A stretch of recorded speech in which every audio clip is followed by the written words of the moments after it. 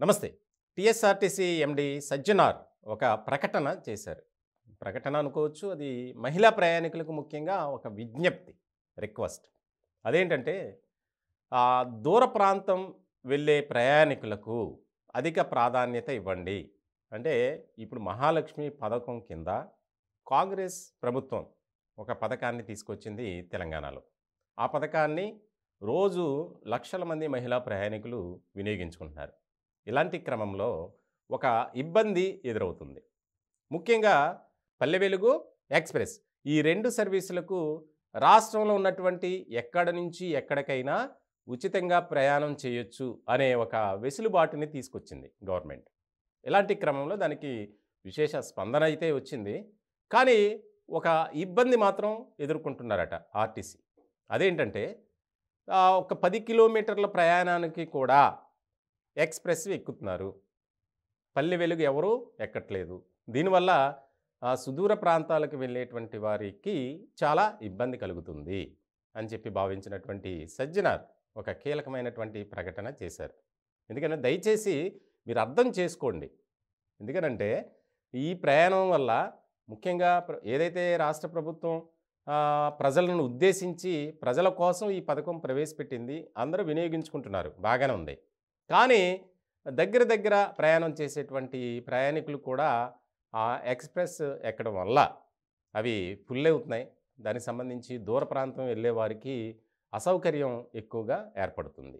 దయచేసి మహిళా ప్రయాణికులంతా అర్థం చేసుకొని అక్కడ ఉన్నటువంటి డ్రైవర్ కండక్టర్లకు సహకరించగలరు అనేది ఒక వీడియో ద్వారా సజ్జనార్ ప్రయాణికుల్ని కోరుతున్నటువంటి పరిస్థితి. ముఖ్యంగా చూస్తున్నాం 10 రోజుల్లో దాదాపు 4 కోట్ల మంది ప్రయాణం చేశారు ఈ పథకం కింద.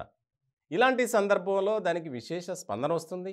అలాగే మారుమూల గ్రామాల ప్రాంతాలకు కూడా బస్సు సౌకర్యం ఏర్పాటు చేయాలి అనేది కూడా రాష్ట్ర ప్రభుత్వం భావిస్తుంది. ఇలాంటి క్రమంలో 374 కోట్ల రూపాయలను ప్రభుత్వం దానికోసం కేటాయించింది.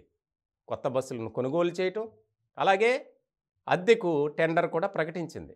టెండర్ ప్రకటన కూడా ఇచ్చినటువంటి క్రమంలో ఎవరు కూడా దీని విషయంలో ఆందోళన చెందాల్సిన అవసరం లేదు. మేము ఖచ్చితంగా బస్సుల సంఖ్య పెంచుతున్నాం. అలాగే ఇప్పుడు వరకు రిమోట్ ఏరియాల్లో బస్సు సౌకర్యం లేదు కొన్ని చోట్ల. అటువంటి ప్రాంతాలకు కూడా మేము బస్సులను పంపించి ఏర్పాటు చేస్తున్నాం. కాబట్టి మీరు దయచేసి ఆలోచించి అర్థం చేసుకోండి. ఎందుకనంటే దగ్గరగా ప్రయాణం చేసేటువంటి ఎవరైతే ప్రయాణికులు ఉన్నారో వారు పల్లె వెలుగు బస్సులు ఎక్కండి. దూర ప్రాంతం వెళ్ళే వారికి ఎక్స్‌ప్రెస్‌లకి వెసులుబాటు కల్పిద్దాం అని చెప్పి ఆయనే స్వచ్ఛందంగా మీరే ఆలోచించండి అని ఒక మాట వదిలినటువంటి క్రమంలో ఇప్పుడు ఒక ఆసక్తికరమైనటువంటి చర్చ జరుగుతుంది. ఎందుకనంటే ఇప్పటికే బస్సుల్లో కూడా కండక్టర్లు, డ్రైవర్లు కొద్దిగా ఇబ్బందికరమైనటువంటి పరిస్థితులను ఎదుర్కొంటున్నారు. ఇలాంటి క్రమంలో కొన్ని మార్పులు, చేర్పులు చేయాలి. ఇప్పటికే ఆధార్ కార్డు కంపల్సరీ చేసినటువంటి టీఎస్ఆర్టీసీ దానికి సంబంధించి ఇంకా ఒక నియమ నిబంధనల విషయంలో చాలా క్లియర్ కట్ ఆదేశాలు జారీ చేసే ఆలోచనలో ఉన్నారు అధికారులు. ముఖ్యంగా చాలా విషయాల్లో దానివల్ల అటు సిబ్బంది ఇబ్బంది పడుతున్నారు, ఇటు ప్రయాణికులు కూడా ఇబ్బంది పడుతున్నారు. ఎక్కి ఇక్కడ ఆపండి, అక్కడ ఆపండి అని చెప్పి డ్రైవర్ల మీద ఒత్తిడి తీసుకురావటం, ఒకవేళ ఆపకపోతే వారి మీద దాడి చేసేందుకు కూడా ప్రయత్నం చేయటం. మనం చూసాం మెదక్ జిల్లాలో ఒక మహిళా ప్రయాణికురాలు బస్సు ఆపితే ఆపలేదని చెప్పి తన భర్త డ్రైవర్పై దాడి చేశాడు. ఇలాంటి సంఘటనలు చాలా చోట్ల జరుగుతున్నాయి. ఆ విషయంలో కూడా సజ్జనార్ అప్పీల్ చేశారు. సో మొత్తానికి తెలంగాణలో ఉచిత బస్సు ప్రయాణం అనేది చాలా విశేష స్పందన వస్తుంది. అట్ ద సేమ్ టైం ఇబ్బందులు కూడా అలాగే వస్తున్నాయి. దానికోసం సజ్జనార్ ఈ విధమైనటువంటి ప్రకటన చేశారు. ముఖ్యంగా టీఎస్ఆర్టీసీ అధికారులకు కూడా ముఖ్యమంత్రి రేవంత్ రెడ్డి కొన్ని ఆదేశాలు జారీ చేశారు. ఎక్కడా కూడా ఎవరు అసౌకర్యానికి గురి కాకూడదు. దానికి సంబంధించి అవసరమైతే మీరు త్వరితగతిన దానికి ప్రత్యామ్నాయ ఏర్పాట్లు చేయండి అని.